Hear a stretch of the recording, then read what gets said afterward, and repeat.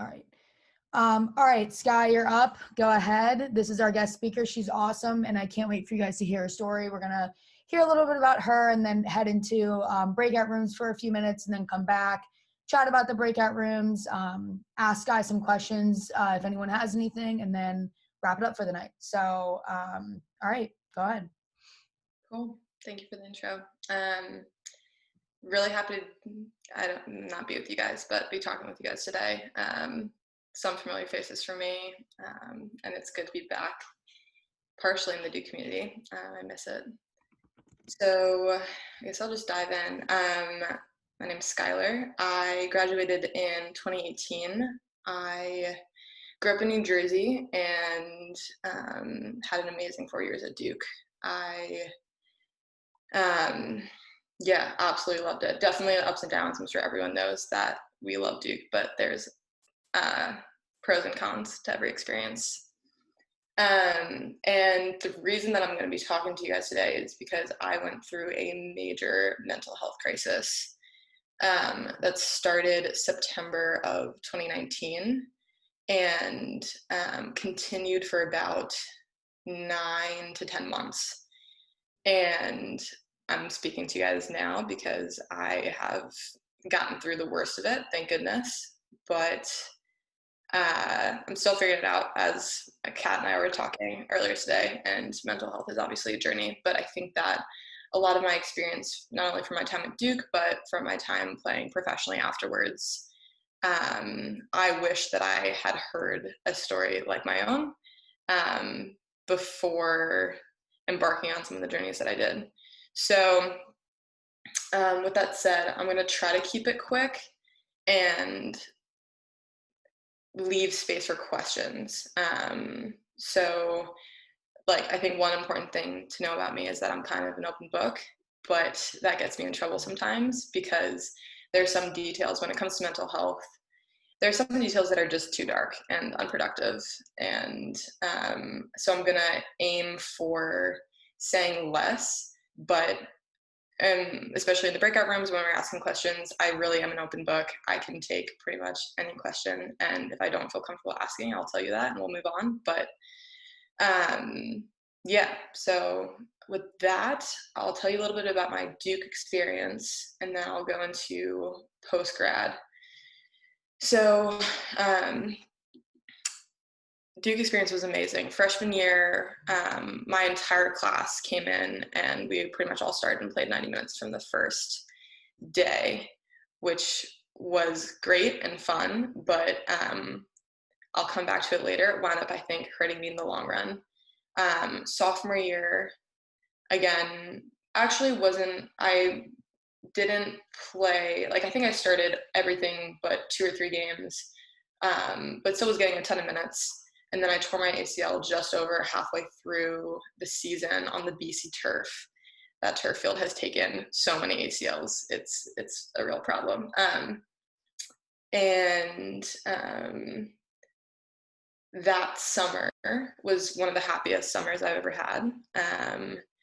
And was just enjoying getting back and running and feeling really good, felt really good mentally. And I went into junior year saying, you know what, I might not get my starting spot back. I might not play a ton of minutes, but I feel like I'm in such a good mental spot that I'll be able to cope with that. And I'm excited for that challenge. And then it turned out to be the exact opposite of that, where I was, in a lot of ways, just handed back my starting spot. Like, for sure, I'd earned it my freshman year. I'd proved that I was a good enough player, but it felt too easy to have my starting spot back. And instead, my mental health just absolutely tanked. And I was pretty depressed my entire junior fall, despite coming back successfully from an ACL tear and starting and playing 90 minutes every single game as a center back. Yeah, I was really depressed and fatigued and tired all the time and had no interest in doing anything and would sleep 10 hours and still not be able to get out of bed. But was still playing really well. Who knows how that happened.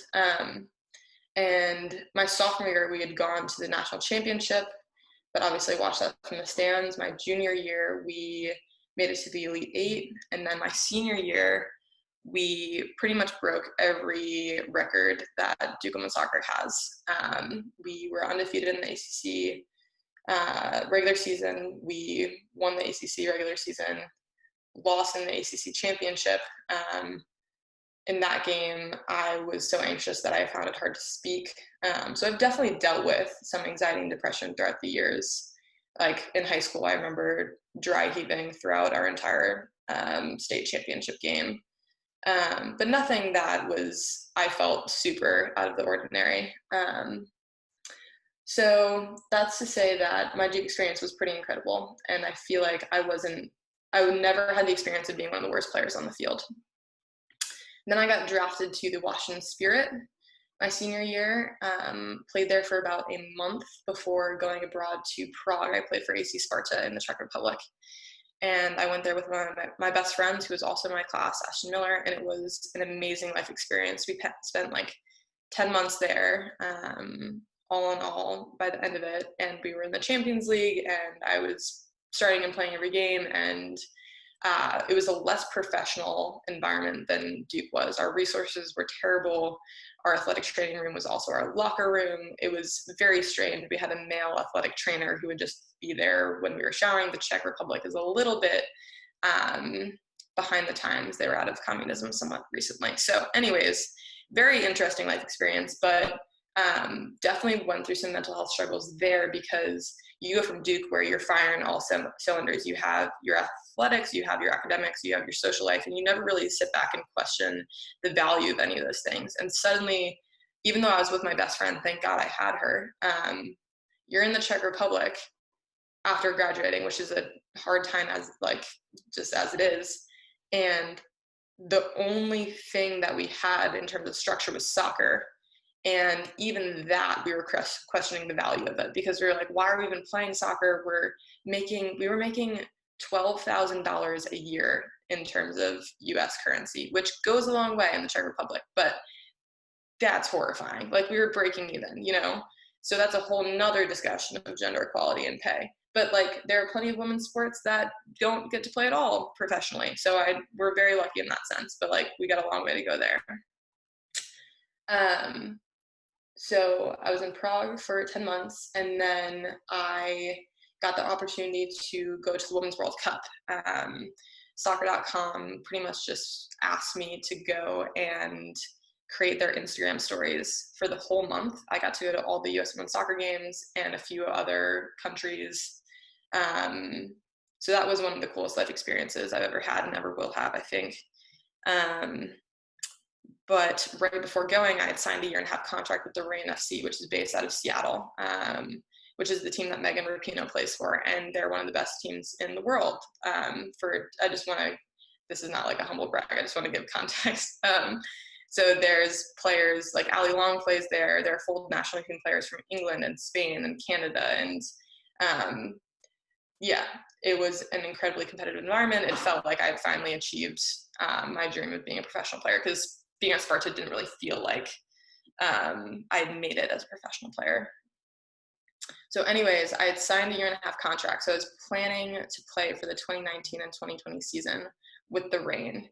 And I don't know if, for people who are unfamiliar with how the NWSL works, there's basically like part-time contracts. You're either on a full contract or a part-time contract. And the part-time contracts are designed to fill the gaps when full national team players get pulled out for national team camp. So when the World Cup is happening, there are players that are on part-time contracts that get signed temporarily. You make like $1,000, and then as soon as that full team player comes back, you're making no money again.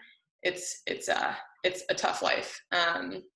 So anyways, the Reign were like, we want you here. We want you in Seattle for the Women's World Cup, because all of our players are leaving and this is when we need you. And I said, I am going to go to the World Cup, because that's an amazing life experience that I'm not willing to miss out on.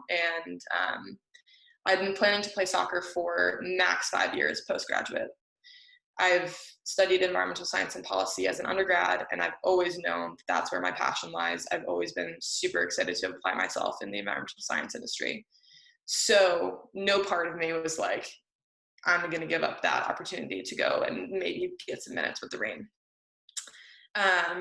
So I knew that that was not the most responsible decision if I wanted to play at the highest level.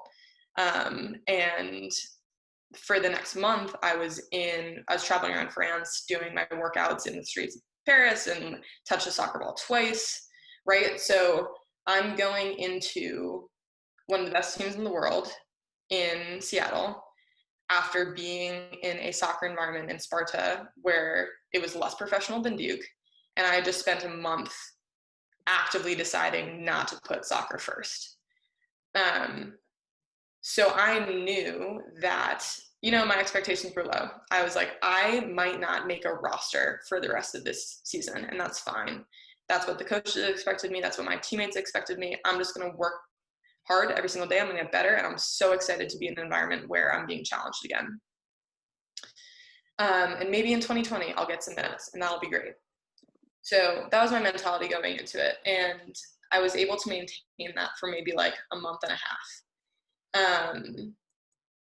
But this comes back to my experience at Duke where we started freshman year. A lot of people, I'm sure a lot of athletes in this group right now have had the experience of being sick in high school. We talk about it all the time, right? You're the best in high school, you get to college and you have to learn how to not play a single minute, or you need to learn how to be one of the worst players on the field and still bring your best attitude, your best self, your best mentality, and still work as hard as anyone else.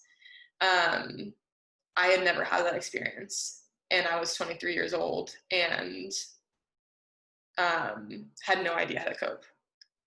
And like I said, for about a month and a half, I was able to, that feeling of feeling like you're bringing the level of training down is one of the worst things in the world. I was like, I hate this. I don't like this feeling. I don't know how to deal with it. Didn't have I think I joked about it with a few people, but didn't have a sports psych or anyone to really talk about that with. And I wish I had that resource, because I think that the rest of my story would be very different. Anyways, what wound up happening was my self-doubt about soccer intensified, becoming increasingly irrational. And then it started to expand to every other insecurity I had in life: social, my intelligence, my relationships with my family and friends. And then and some form of OCD kicked in, where it became all I could think about. And then it became increasingly violent and negative, to the point where I couldn't even focus on what cone to move to next in a passing pattern, because I was so focused on suicidal ideation. And I didn't even know that that was an experience that was possible. I didn't really know what suicidal ideation meant. And so I was terrified. And I had some resources. I had a lot of close friends who knew that I was not doing well, but I couldn't articulate what I was going through. But at a certain point, it got bad enough to where I just kind of word vomited to my parents, I think I'm gonna kill myself. And so my dad got him a flight, flew out to Seattle, and I told my coach, who is now the head of the U.S. women's national team, literally the best coach in the world. I sat down with him. I was like, Vladko, I cannot stop thinking about killing myself. I need to go home. And he was like, okay. And so my dad and I drove cross country from Seattle to New Jersey. And then for the next 3 months, I was at home in New Jersey, and I was suicidal every waking moment of every day, and probably took 10 years off of my parents' life. Because that is not fun to see anyone you love go through that. And it just perpetuated. It wasn't like you get home and you feel safe and you're fine. I got home and I was so horrified by what I had done. I was so horrified by the fact that I had left. I had been planning to play soccer for the next 2 or 3 years. So I was like, what do I do now? And I was dysfunctional. I couldn't even hold a conversation because my suicidal ideation was so intense. So much less I couldn't think through oh, this is what I want to do with my life. one of my biggest like repeating thought patterns also was this cycle of self-doubt. I had convinced myself that I was incapable of everything. So even if my parents suggested, like you should apply for a job, I was like, I can't do that. I need to kill myself. So it was kind of like a catch-22, and it perpetuated for 3 months. Then my uncle was like, hey, you're not getting any better in New Jersey. You should come down to North Carolina and live with me. So in mid-January, I came down to Chapel Hill, and for the next 5 months was still very suicidal, but he taught me how to computer program, and that was the first time where I was like, oh, maybe there's some like kernel of capacity left in me. If I can learn how to code in the Ionic stack and like learn CSS and JS and all these things, I'm still suicidal, but like, okay, maybe there's like some room for doubt in the narrative that I had created for myself. And then and then COVID hit, and I'd been debating between an entry-level job and grad school, and I didn't feel capable of either. But obviously COVID eliminated the possibility of an entry-level job. So I had 2 weeks to apply to UNC grad school. And at first I was like, I don't want to go to UNC. UNC sucks, Duke for life. But my uncle was like, 1, you have no other options. 2, you can apply, get in, and still not go. So I was like, okay, I'll apply to grad school. So in 2 weeks, I took the GRE, applied to UNC, and then a month later got in. And after committing to going to grad school, my brain pretty much rewired itself. I was also on a massive dose of antidepressants, massive dose. So that for sure helped as well.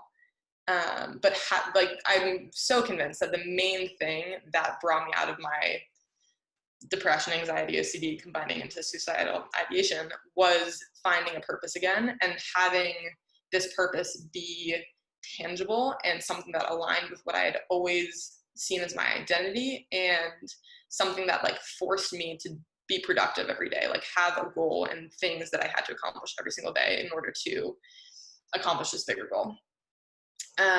So then I started grad school in August, and at this point I had kind of come back to my baseline, could hold conversations, and was working out and feeling good and healthy, and was excited to be alive again. And I actually withdrew I love the program, love my professors, love the courses, whatever else, but 3 weeks ago I withdrew because this is such a long-winded story. I promise I'm almost done. I started taking on way too much. I was in 15 credits, and that's the maximum. A full load in grad school is 9 credits. I don't know who let me do that. I don't know why I thought that was a good idea. And like grad school is far less chill than undergrad. Like I had no business being in 15 credits, but I was behind in coursework in all of my classes because like I was so excited to be alive and making friends again. And so if I had to choose between calculus homework and someone inviting me to play beach volleyball, like I'm not gonna deny myself a game of beach volleyball.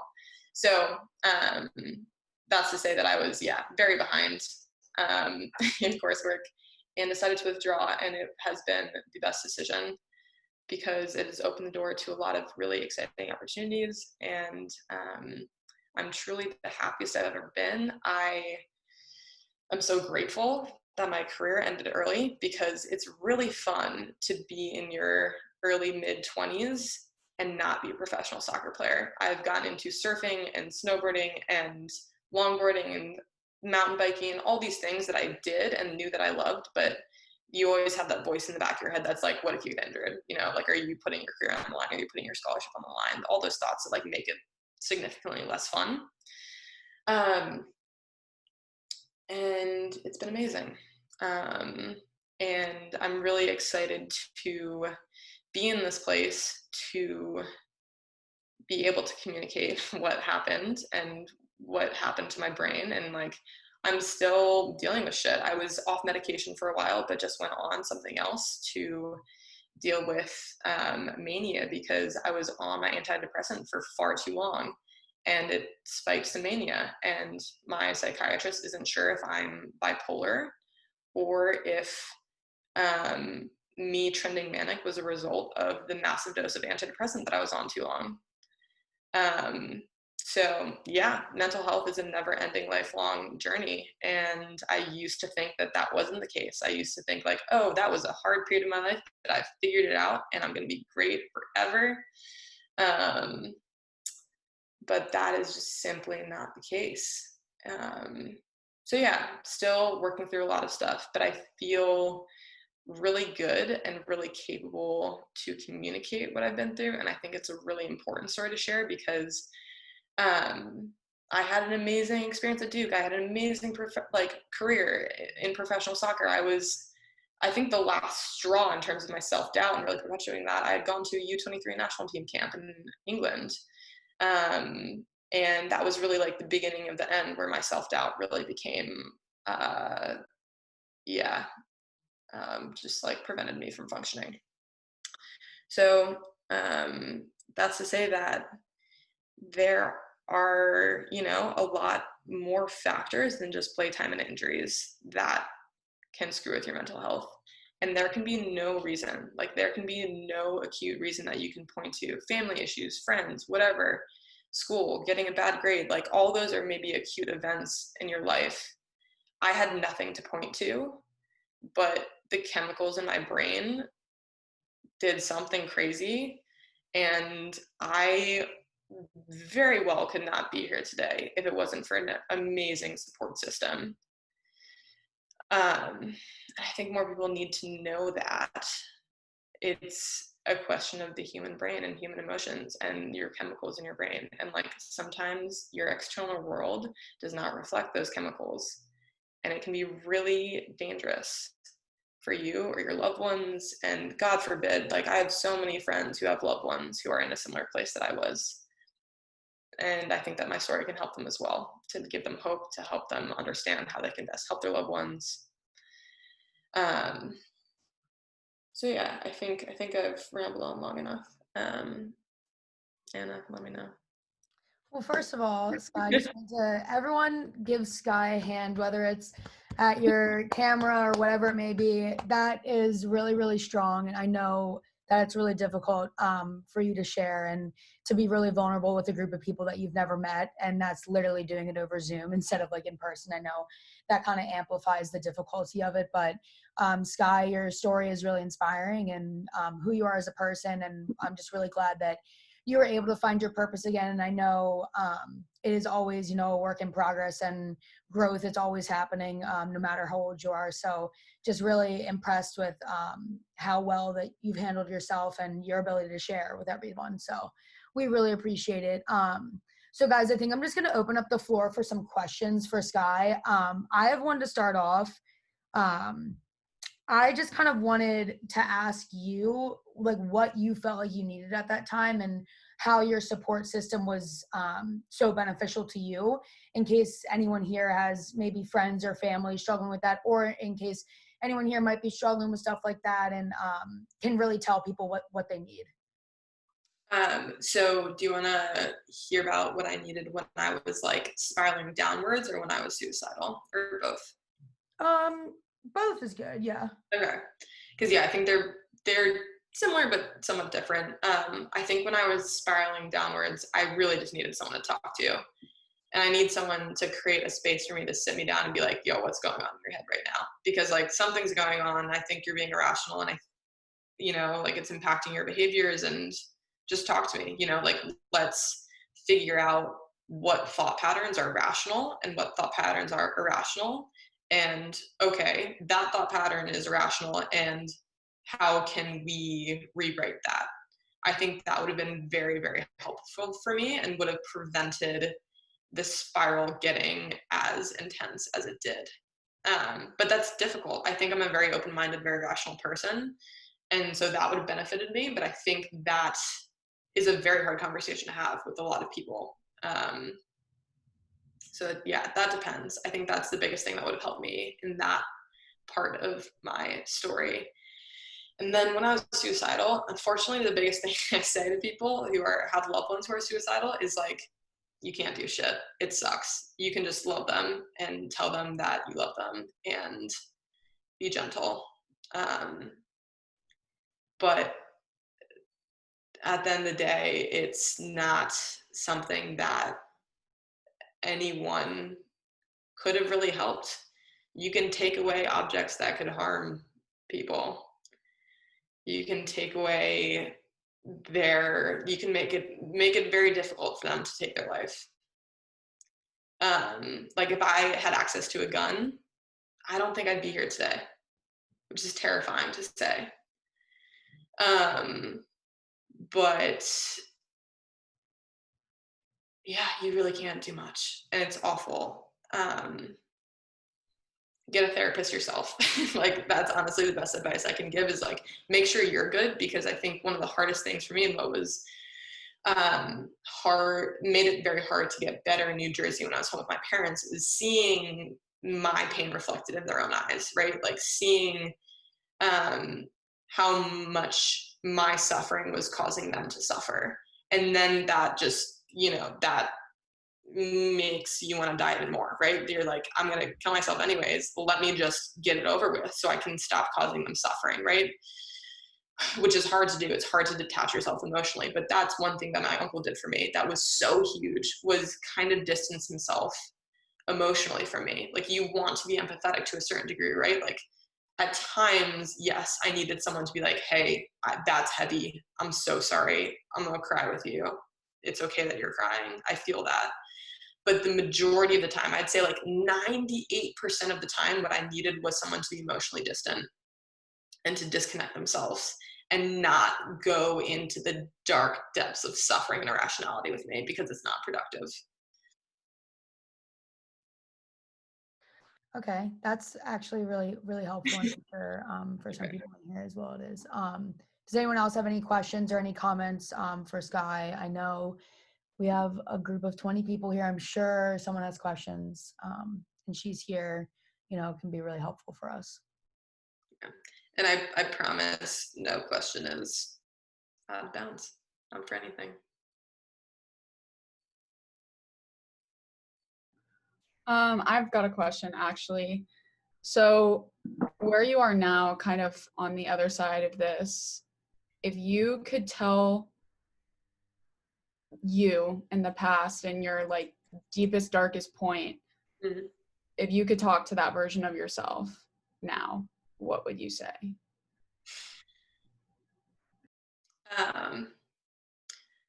I would probably say it's so hard, just because like my brain became an expert at twisting everything into into something negative.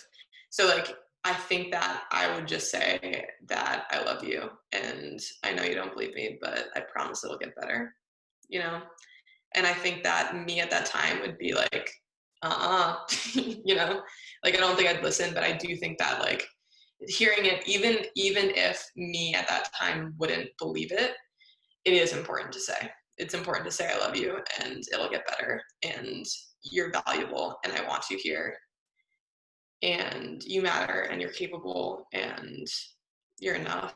And one of my mentors recently told me that she was like, all you need to do is breathe today, and that's more than enough. Like you breathing turns carbon dioxide into oxygen that the trees use, and then the trees like nourish the world. And so like breathing is like the coolest thing you can do, and like thank you for breathing, and that's all you need to do today. And that was really powerful for me. I love the outdoors, I love trees, so that just like resonated for whatever reason. And I've definitely revisited it. I've definitely kind of used that thought process since she's said that to me a few times when I feel overwhelmed. I'm like, you know what? We're just going to breathe for the rest of the day. And that's like more than enough. Just existing and being alive is hard sometimes and it feels like shit. And yeah, that's just the way of the world. And some people feel it more than others. So breathing is all you need to do. I have a question. I think in a certain way, like as far as much as you can say this, like I feel like you're lucky that you are like really open-minded and you were willing to accept help even when you were like being really irrational. What would you say the best like course of action would be if you're going through a similar situation with someone who was less open-minded into like understanding how their own thought processes were irrational or like less willing to get real help?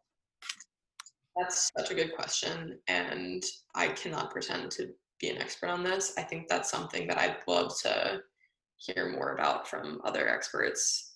I think that the only thought that came to mind there is like my best friend who I was in Prague with, she's the best at asking why. Like you'll say anything and she'll just be like, why? You know, doesn't attach any judgment to it, doesn't attach any tone that is suggestive of judgment, right? But all it is just like a question that opens up space for that other person to evaluate their own thought process. So that's something that like my heart goes out to anyone and everyone who has to deal with a loved one who's going through this, or anyone who's going through this. Maybe it's not a loved one. And especially someone who's not getting the help that they need or is resistant like that. It's awful. I think that would be my approach right now, is to be validating and tell that person that I love them, and then just continue to ask them why, and just like very, very gently try to get them to consider their own irrationalities, basically. I got one, Anna. So yeah, just a quick question. I know, like, one of the stigmas against speaking up against basic mental health is this stigma that you're kind of weaker. You're less than other people. So, in your opinion, was it difficult for you to speak up for yourself? Because I know a lot of people can't do it for themselves, and they're not relying on other people, but they need other people to speak up for them, regardless of what they say or not. So how was that for you, speaking up for yourself?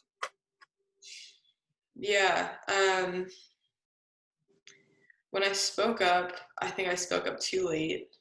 And yeah, I totally feel you. Like, I think especially in the athlete community, you're supposed to be, strong all the time. You don't want to go to your coach.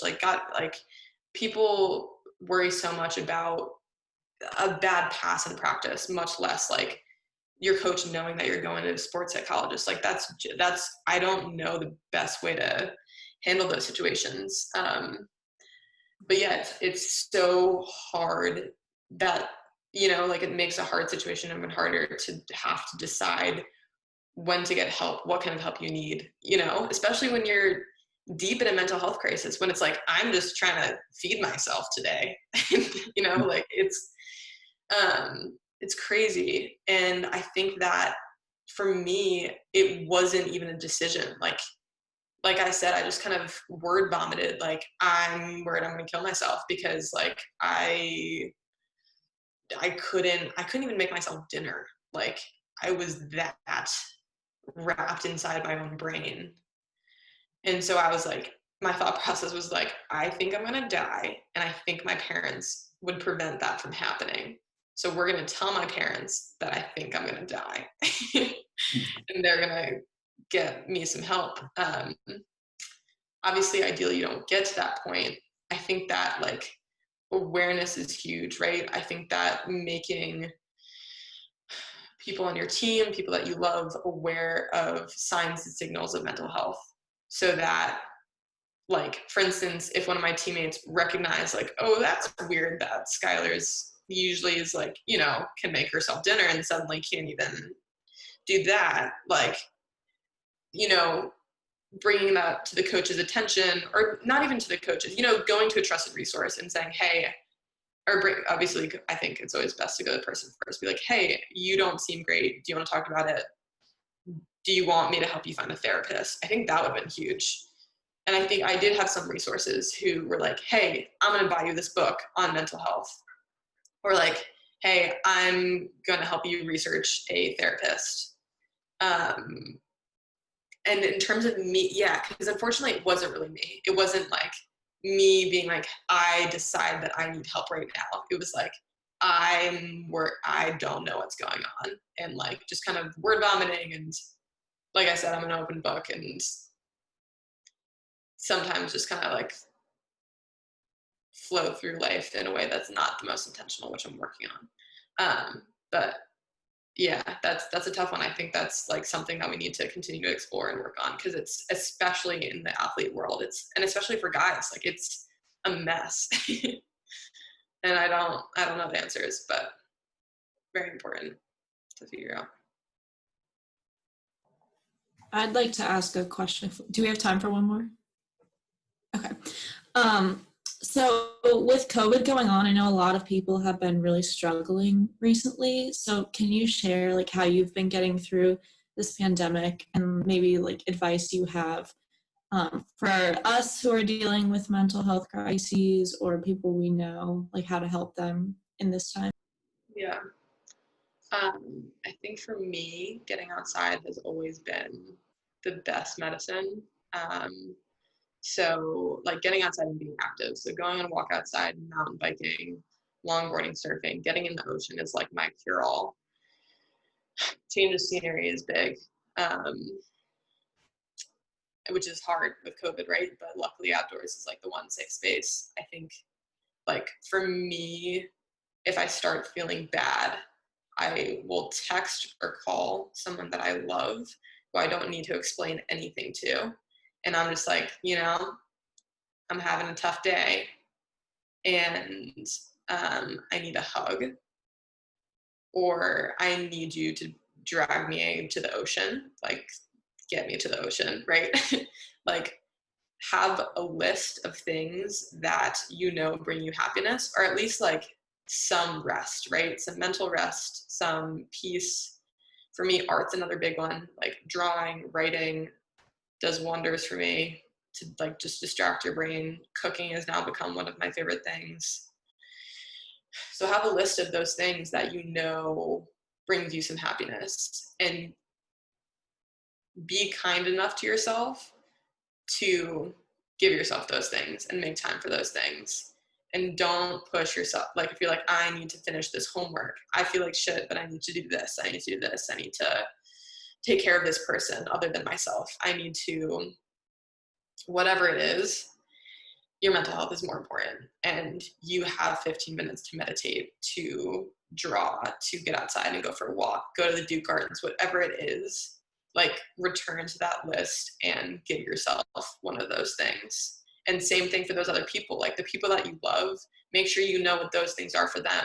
And even if they're like, I want to sit in the fetal position in my room, you're like, that's fine if you really need to, but like, I'm gonna be there with you. Or like, what's your favorite flavor of ice cream? I'm gonna bring that and be there with you.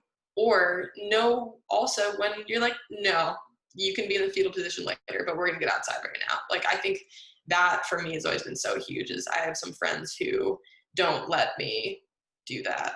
Or like, will let me do that for like 5 minutes and they're like, all right, your time's done and we're going to the ocean now, So I think those are always the most important things. And just always just asking people, like, instead of saying, one of my things that I've tried to commit to is, instead of saying like, I hope you're doing well, instead saying like, how are you? And like genuinely creating that space for people and looking them in the eyes and like not taking bullshit. Like, let people bullshit if they need to. I think that is important. That's the balance that I've found, as I finally realized that like, yes, it is not always productive to share how dark it is. Like it's not always productive to talk through things. So learning that balance of like, when you need to force someone to get their brain out loud and hear how crazy they're being, or just talk through whatever it is and get that off their chest. Like that is so valuable sometimes, but sometimes you need to be quiet and you need to go on a walk, or sometimes you need to like eat ice cream and laugh about how much of a shithead your coach is, whatever it is, like, so just figure that out for yourself and figure that out for the people that you love. Perfect. Love that. Does anyone else have any questions or any comments for Skye before we wrap it up? I know we went a little bit over, but definitely for a good cause. So anyone else have anything? Sorry, I'm gonna pop in real quick. I'm Kat.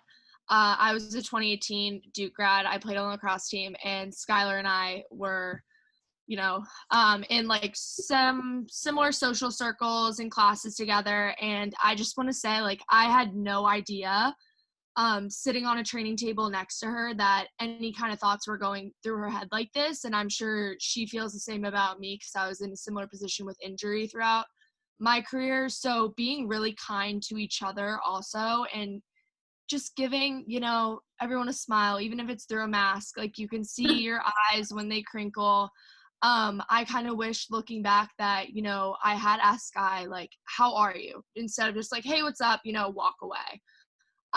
So just remember, everyone's going through their own stuff, and you guys are a lot more similar than you are different. That's something I kind of have learned looking back on my career, my life at Duke, so on and so forth. But thank you, Skye, for being so vulnerable and sharing your story. And thank you all for being advocates for mental health awareness and a part of something so special and so big. So really grateful. Love you, Kat.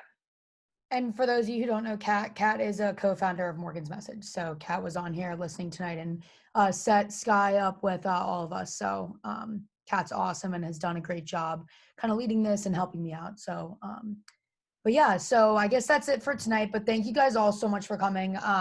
I really, really appreciated it. And I don't want to speak for Skye or for Kat, but I'll let them kind of have their closing words, and Emily too, if you have anything else you want to add.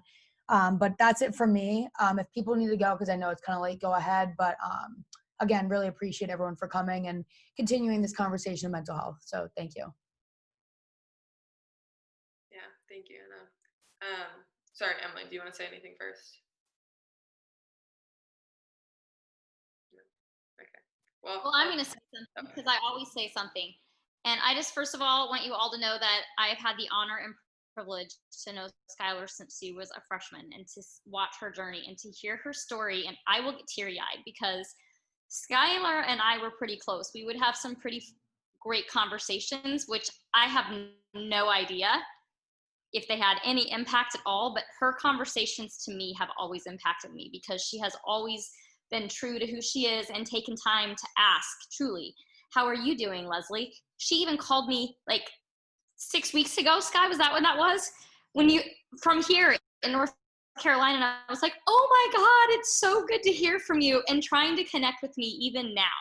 So I can't emphasize how proud and sad, heartbroken, because I'm just hearing this too, but the fact that you invited me and asked me to be part of this is such a gift that I will never take for granted. And I hope that all of you here in your Duke journey can find someone, your person. Okay, it doesn't have to be me, it doesn't have to be Sean, maybe it's Emily, maybe it's your academic person, maybe it's your whoever, but find your person, love them hard, and let them love you.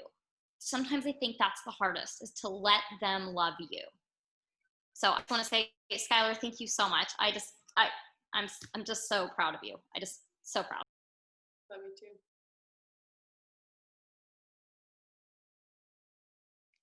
Okay. I'll go, and then Kat, I'll let you close. Yeah, I just want to say thank you for creating the space. Obviously, I think this organization is valuable beyond words. And I'm really looking forward to working with you guys, talking with you guys in the future. And I can't thank you enough for listening so well and asking such thoughtful questions. Yeah, thank you. Awesome. Again, thanks, Skye, and thank you all for joining. Thanks, Anna, as always, for setting it up. We be anywhere without you kind of leading the charge. Continuing to grow this community is something I'm really passionate about, and I know Morgan's Message is super passionate about reaching out to other student athletes, so on and so forth. If you guys have any suggestions, comments, or just want to talk, you can always email me, kat@morgansmessage.com. Otherwise, enjoy the rest of your evenings, and I hope you guys get outside and have some fun this weekend. I miss the Durham weather. Don't miss the humidity, but I miss the sunshine for sure. So soak it up while you have it. But thank you again. Very appreciative. All right. Well, thank you guys. Everyone have a great night. And Sky, thank you again so much for being so strong and vulnerable with us. I know your story is going to help a lot of people. So thank you. All right. Good night, everyone.